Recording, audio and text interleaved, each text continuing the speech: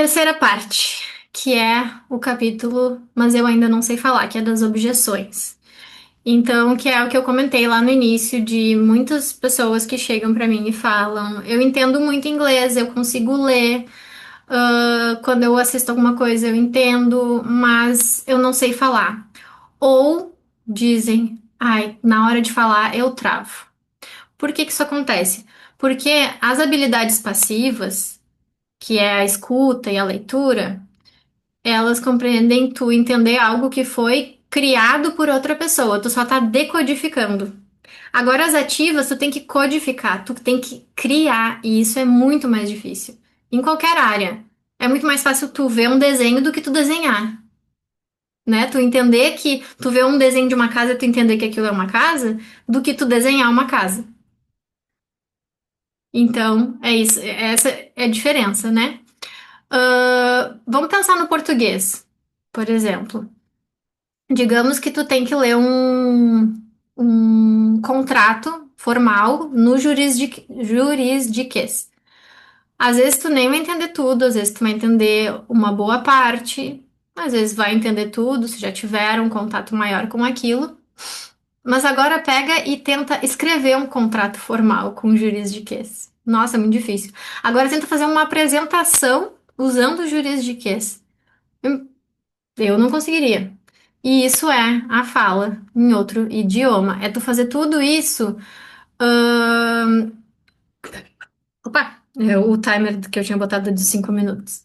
É tu fazer tudo isso em tempo real, é articular o vocabulário junto com a entonação, junto com a gramática, tudo junto. Então, acaba sendo mais difícil. Mas a gente tem por onde começar, que é adquirindo o vocabulário. Então, adquirir vocabulário, aprender palavras, vai ser o primeiro passo para a gente um dia conseguir falar inglês, conseguir articular tudo em tempo real. E não só olhar tradução, né? Não só saber a tradução, mas é realmente conhecer as palavras e saber o que que elas significam. Então, eu trouxe aqui a minha metáfora dos tijolos com o concreto e a parede. Então, digamos que a gente vai construir uma parede. Vocês chegam já com os tijolos. Então, vou dar um exemplo, né, de alunos meus que vêm querendo fazer aula e chegam com os tijolos. E aí eu entrego para eles a gramática, a construção da frase. E os meus alunos já têm o tijolo. Então, eu digo para eles, agora constrói uma parede. Aí a pessoa vai, pô, vai empilhar um tijolo, botar um concreto, botar um tijolo no outro e vai levantar uma parede. Talvez essa parede caia, talvez caia no mesma hora, na mesma hora, talvez ela caia no dia seguinte, talvez ela fique em pé, mas fique meio tortinha, mas se alguém olhar, vai dizer, é uma parede, ela vai estar comunicando aquilo que a sua essência, digamos. Agora, se a pessoa chega sem os tijolos, a gente vai ter que fazer orçamento de tijolos, a gente vai ter que ver aonde que a gente vai comprar esses tijolos, a gente vai ter que contratar um frete para entregar esses tijolos, só para daí depois eu fornecer o concreto, para daí depois a gente tentar fazer a parede. Então, é isso que eu quero dizer, é que o processo, quando a gente chega já com o vocabulário, então eu tenho muitos casos de alunos que vêm já com um amplo vocabulário, apesar de não saberem ainda muito bem construir as frases sozinhos, chegam com um amplo vocabulário, e tem alunos que chegam com pouquíssimo vocabulário, que nunca tiveram muito contato com o inglês. Então, o processo para quem já tem bastante vocabulário é muito mais rápido, muito mais fácil para a gente construir a parede, para a gente conseguir se comunicar com fluência. Então, a gente já resolveu o problema da falta de vocabulário. A gente já viu lá como que a gente pode adquirir esse vocabulário, que é, né, tendo contato com o inglês, muito contato, inserindo ali todos os dias, ver vídeo, ler, colocar, tem umas dicas lá nos 10 hábitos das pessoas que falam inglês fluente, que é colocar nossos aplicativos, celular, computador, tudo em inglês também. Isso ajuda bastante nesse contato diário. Mas aí a gente precisa da prática, e é por isso que muita gente diz: ah, eu sei muito inglês, eu consigo ler, não sei o quê, mas eu não sei falar. É porque nunca praticou. Alguns dos meus alunos aqui sabem que eu tô tendo, por isso que eu trouxe essa imagem, eu tô tentando aprender a virar uma estrelinha. Eu fiz inclusive aula de ginástica por uns meses e a professora me explicou toda a teoria e eu ainda não consegui fazer a tal da estrelinha perfeita. Por quê? Porque eu preciso praticar. Só saber a teoria não adianta. Eu tenho que colocar isso pra fora, eu preciso praticar. E como que a gente vai realmente praticar? A gente pode praticar num ambiente seguro, como em aulas, um ambiente controlado e seguro, como em aulas. Pode ser aulas em grupo, pode ser aula particular, pode ser aula numa escola, pode ser, mas é um ambiente controlado que a gente vai conseguir praticar. Ou a gente pode praticar num ambiente menos controlado, mais real, mas onde a gente vai ser forçado a usar o idioma, que pode ser, por exemplo, viajar para um país estrangeiro sozinho. Tu não vai ter opção. Ou tu te comunica ou tu te comunica, né? Aí o Luigi trouxe lá, né, o exemplo, né, Luigi? Ou tu te comunica ou tu te perde. E fica lá no país e não consegue mais voltar. Mas, claro, a gente tem hoje em dia o celular, o tradutor, a gente consegue muita coisa. Se a gente não souber o inglês. Eu vi uma vez um caso de um cara que ele viajava com uma camiseta com tipo restaurante, banheiro, e ele apontava pra camiseta, é isso que eu quero, é um restaurante. Ah, eu quero água, ah, eu quero banheiro. E claro, dá pra gente comunicar, mas como também a Juliana falou ali, né, que a gente consegue se inserir e conversar muito mais se a gente tem o inglês. A outra forma também, mesmo sem a gente saber, mesmo a gente viajando com outras pessoas, ser a pessoa que mais sabe inglês no grupo. Pode ser o básico, mas se for quem mais sabe, todo mundo vai virar pra ti assim, ai, vai lá e resolve. Eu vou dar um exemplo que eu e o Gabriel, meu namorado, a gente foi pra Disney no início do ano. E claro, eu era a pessoa que mais sabia inglês, né? E aí ele não queria fazer nem passar o cartão. Assim, ele dizia, não, tu resolve ali, né? E aí, quando a pessoa, porque lá na Flórida muita gente fala espanhol, tem muita gente que não fala inglês nas lojas, os atendentes falam espanhol. E aí, uma começava a falar espanhol comigo, eu não sei falar espanhol, eu virava pra ele, ai, fala ali com ela. Daí ele, mas eu não sei falar espanhol. Deu, ai, mas acho que tu sabe mais do que eu. E ele também, ele não sabe inglês, mas no trabalho dele, ele é a referência. Quando alguém lá tem alguma dúvida, vê alguma coisa em inglês, perguntam pra ele. Então, isso pode acontecer também no trabalho. Então, hoje posso te usar de exemplo das reuniões de sexta? Pode sim. A Gi deu a ideia no trabalho dela de fazer reuniões em inglês toda sexta-feira. E ela até falou que teve um pessoal ali que queria odiar ela.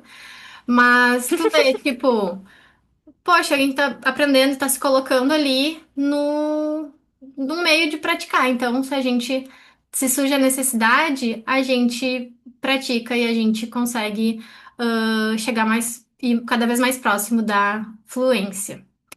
Então, tem a ver muito com coragem, né? Eu vou usar um outro exemplo de uma outra aluna que comentou que ela mora numa cidade turística, então ela teve muitas chances de praticar, mas ela ficava com medo, ficava receosa de praticar, e sempre que algum gringo perguntava alguma coisa pra ela, ela sabia falar que não falava inglês, então ela falava I don't speak English, eu não falo inglês, e não tentava. E aí ela chegou pra falar, para fazer aula pra mim, e ela descobriu que ela já sabia falar muita coisa. Faltava essa coragem mesmo, essa confiança de colocar pra fora, né?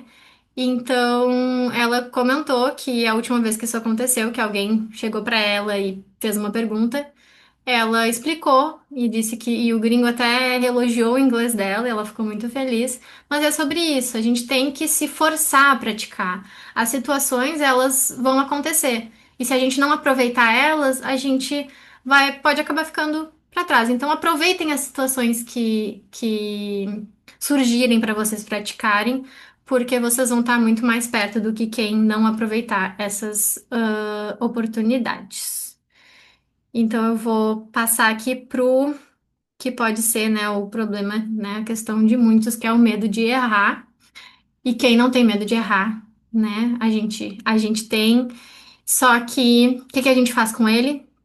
A gente abraça ele, a gente faz que nem lá o meu livro de autocompaixão diz, a gente bate nas costas assim e diz tá tudo bem errar, porque todo mundo erra, porque errar faz parte do processo. E vou trazer o exemplo clássico, né? Quem não caiu de bicicleta aprendendo a andar de bicicleta. Porque só não erra quem não tenta. E só não vai conseguir quem desistir. Então, não desistam. Errou, pega a borracha, apaga e tenta de novo, que vocês vão com certeza chegar lá. Para fechar então agora essa parte, a gente vai falar de novo de motivação. Se você tivesse que escolher agora um tópico para aprender 10 palavras novas em inglês, qual seria esse tópico? Tô falando de motivação, porque lembrando que a gente não precisa começar do início, a gente pode começar por aquilo que a gente tem mais interesse, porque vai nos manter mais motivados.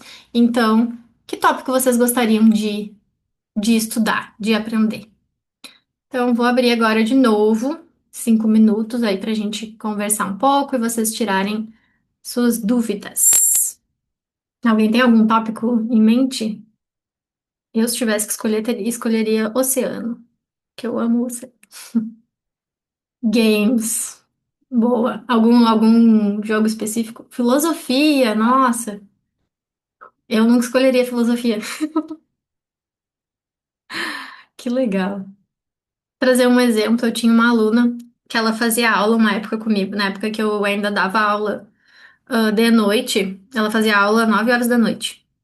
E aí ela chegava sempre cansada, depois de um dia de trabalho, e era difícil conseguir fazer ela falar e ter interesse em falar. Eu tentava vários tópicos diferentes e ela sempre com poucas palavras. Até que um dia, por acaso, surgiu o assunto fofoca de famosos. Mas ela não parou mais de falar. Por quê? Porque aquele era um assunto que interessava a ela. E não é uma coisa que surgiria pra mim assim automático. Por isso eu gosto também de perguntar pros meus alunos, o que que tu gosta de conversar? Às vezes a gente descobre ali em aula, mas estudar sobre aquilo que a gente gosta torna o processo muito mais fácil. Música, porque eu sempre escutei mesmo sem entender muito e gostava. Nossa, eu também na adolescência eu ouvia as músicas, cantava alto, tudo errado, a pronúncia, mas o ritmo também, a nota também. Mas adorava. Tópicos aleatórios. Sempre aprendo algo. Sim. Eu sou fã de trazer umas coisas aleatórias também pra aula, né? Eu aplico muito isso nas minhas aulas, dessa coisa de a ordem dos fatores não altera o produto. Então, às vezes a gente vai trabalhando em cima das dificuldades, né, gramaticais, ou de vocabulário, ou das necessidades de cada um dos alunos, mas quando não tem essa necessidade, não tem uma dificuldade, a gente vai pelos interesses e eu trago coisas, é, entre aspas, aleatórias, que sejam dos interesses de cada um. Bom, se não temos mais nenhuma dúvida e mais nenhum comentário, eu vou passar adiante então e vamos para a última parte. O valor do básico bem feito.